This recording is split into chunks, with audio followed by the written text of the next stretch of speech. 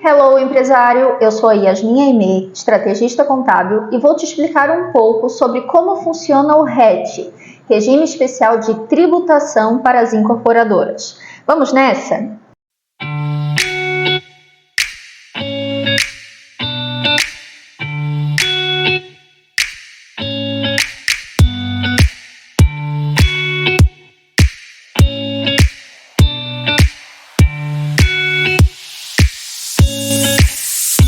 O primeiro ponto importante aqui, entender se você deve ter uma incorporadora ou não. Durante os últimos anos, eu atendi cerca de 500 empresários da construção civil dentre os mais diversos nichos desse segmento. Aqueles que construíam para vender, ou seja, edificavam, seja com mão de obra própria ou de terceiros, então edificavam construções para entregá-las prontas a seus clientes. Muitos deles me falavam, eu sou incorporador. Precisamos entender o conceito da incorporação. Se eu fosse trazer aqui o significado da incorporação imobiliária da Lei 4.591 de 64, você iria ficar confuso, então vamos simplificar isso. Incorporação imobiliária é dividir o terreno em frações ideais. Repita comigo. Incorporação imobiliária é dividir o terreno em frações ideais. Para quê? Vender na planta. Ué, vender na planta? Pois é. Pense comigo, você tem um terreno e vai construir um prédio com 8 unidades autônomas, ou seja, 8 unidades que estarão disponíveis para venda para no mínimo 8 pessoas diferentes. Quantos terrenos você tem? Somente um. Quantas matrículas imobiliárias você tem? Uma. Você poderia vender, através de instrumentos, contratos de venda diferentes, o mesmo terreno para 8 pessoas? Jamais. Então, aí está o conceito de incorporação. Dividir aquele terreno em frações ideais, ou seja, em pequenos pedacinhos para vendê-los na planta aos adquirentes.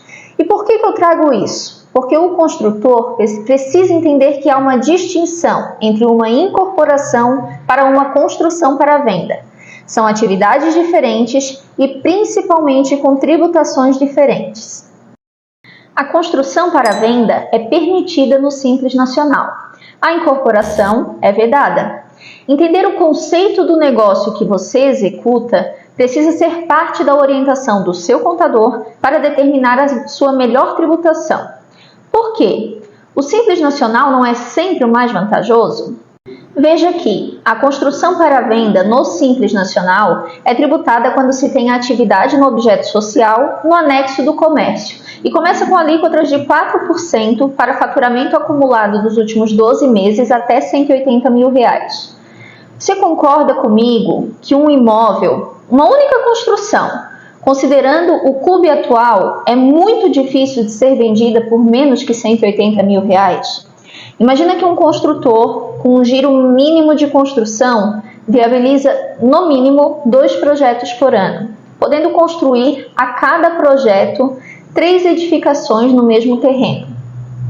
Isso seriam 6 casas à venda por ano, que se vendidas a R$ 250 mil, eu estou trazendo uma referência de preço abaixo da média da minha região, aqui em Santa Catarina. Trariam um faturamento acumulado de R$ 1.500.000, R$ 1,5 milhão. Isso daria uma tributação de 9,2% no Simples Nacional. Você sabia que a tributação da incorporação no lucro presumido é de 5,93% mais adicional de imposto de renda? Lembra que eu falei lá no início que era importante você ser orientado por alguém que entendesse do conceito do que você executa? Pois é. Agora, vamos recapitular o que vimos até aqui. Primeiro, entendemos o conceito de incorporação imobiliária. Depois, vimos as diferenças entre a incorporação e a construção para venda. E, por fim, desmistificamos o conceito de que o Simples Nacional é sempre o regime mais vantajoso. Seguindo, então, vamos entender o seguinte. Acabei de falar que a tributação da incorporação no lucro presumido é de 5,93% mais o adicional de imposto de renda, ou seja, uma alíquota variável. Mas tem um detalhe muito importante. Ela pode se tornar 4% fixa. Como assim? Eu te explico. Já ouviu falar em patrimônio de afetação? O patrimônio de afetação consiste em segregar o patrimônio de uma incorporadora das obras afetadas. O quê? Vamos lá. Imagine uma incorporadora que constrói 4 empreendimentos ao mesmo tempo e usa o caixa de uma obra para manter a outra. Enfim, eu não vou falar de administração financeira aqui, porque esse é outro tópico, mas você já pode imaginar a confusão que essa mistura pode levar, não é mesmo? Quem está acompanhando o vídeo e tem um pouco mais de idade vai se recordar da crise imobiliária vivida no Brasil no início dos anos 80, que culminou em índices de inflação de 80%, 85%, jamais vistos e que acabaram por afetar o segmento da construção civil. Nos anos 90, como consequência, originou-se uma crise econômica com a necessidade da tomada de empréstimos pelas incorporadoras para a conclusão das obras em andamento. O nome Encol, que é comum, foi um dos maiores casos de repercussão nacional na época. Eu trouxe esse cronograma histórico para te exemplificar como surgiu o patrimônio de afetação. Após diversos anos de dívidas recorrentes, foi criada a lei que instituiu o PA, o Patrimônio de Afetação, para garantir que existiria a segregação financeira das obras afetadas, ou seja, o objeto do patrimônio de afetação. Por segregação, eu quero dizer segregação bancária e contábil. O incorporador que opta por aderir ao patrimônio de afetação, porque este é opcional, passa a ter que controlar em contas bancárias separadas das demais a sua obra afetada, bem como registros contábeis específicos. Na prática, você vai ter uma conta que irá movimentar apenas para uma determinada obra. O patrimônio de afetação consiste em dar garantia ao adquirente de que aquela obra será entregue. É até uma ferramenta comercial. Mas como segregar a conta bancária e a contabilidade dará garantia ao cliente de que o incorporador entregará aquela obra? Vamos lá. O montante de caixa disponível na conta da obra afetada só pode ser retirado, seja para distribuição de lucros ou para uso nas demais obras, então ele só pode ser retirado após a comprovação efetiva de entrega da obra, normalmente após a emissão do habite-se, documento que comprova que a obra está em condições de ser habitada. Essa é uma das regras de adesão ao patrimônio de afetação e eu diria que é a mais difícil de ser seguida pelo incorporador.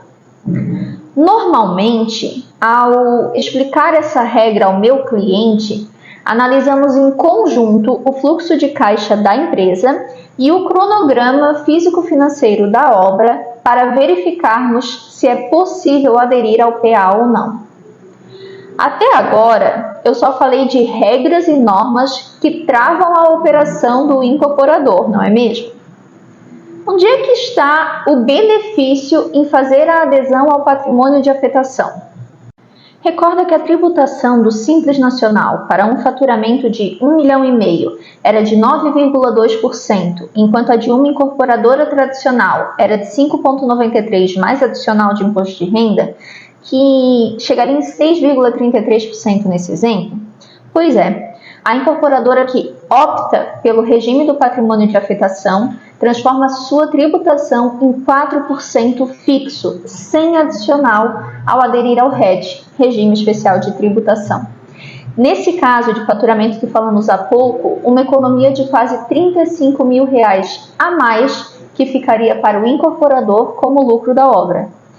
O RET concede tributação reduzida para o segmento da construção civil e entender o seu conceito e a sua aplicabilidade é muito importante na análise econômico-financeira da obra. Empresário, entenda que o RET é uma tributação reduzida para a construção civil, onde você viabiliza uma construção e a entrega pronta para o seu cliente. Só opta pelo RET quem adere ao patrimônio de afetação. Só adere ao patrimônio de afetação quem procede com o registro da incorporação imobiliária. E aí, empresário, gostou? Aprendeu? Deixe o seu joinha aqui no vídeo. Esse é apenas um dos temas da construção civil que serão debatidos aqui no meu canal. Então, se inscreva para ter acesso a mais conteúdos como esse. Estamos também no Instagram e LinkedIn. Me siga nas minhas outras redes para ter acesso a mais conteúdos como esse que abordamos aqui.